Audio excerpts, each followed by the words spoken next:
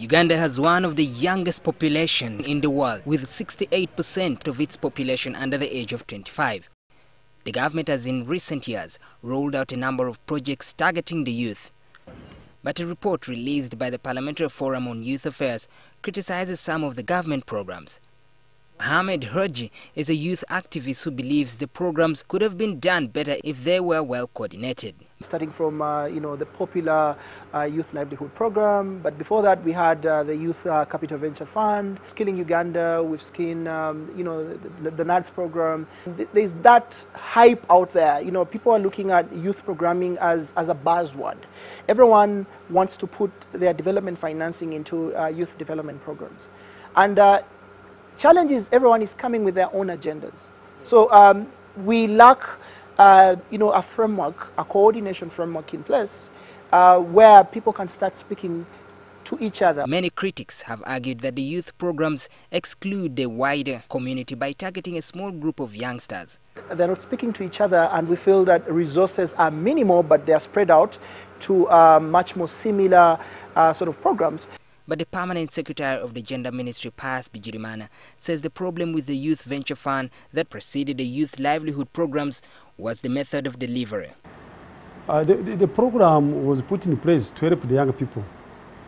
But unfortunately, I think the delivery mechanisms were not the best, because it was found out that actually many youth did not receive money as expected. The youth MP of Western Uganda, Jared Kahanga, says that is partly to blame for the rampant unemployment in the country. And government is very confident even to go ahead and tell us the statistics. Say, yeah, we know about 400,000 young people graduate with diplomas and degrees every year, and we can only take in 8,000 as an economy. So where do the rest of the 392,000 go? Some of the recommendations that the Parliamentary Forum on Youth Affairs believes can improve the lives of the youth and that government can take up are youth services and internship programs to equip the youth with skills, laws on procurement be revised to accommodate youth-led enterprises, enact stringent laws to regulate the sports betting sector to discourage the youth from spending much time in unproductive activities. A review of the KCCA Act because it does not recognize the National Youth Council structures. This impacts negatively on youth rights to participate in development and decision-making in Kampala.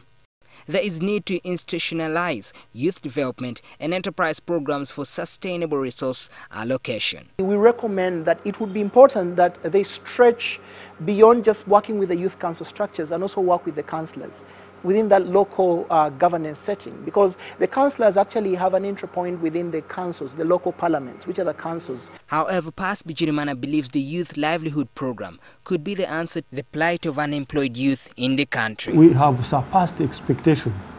We had thought, according to the funds given to us, that we were going to sponsor 50,000 youth.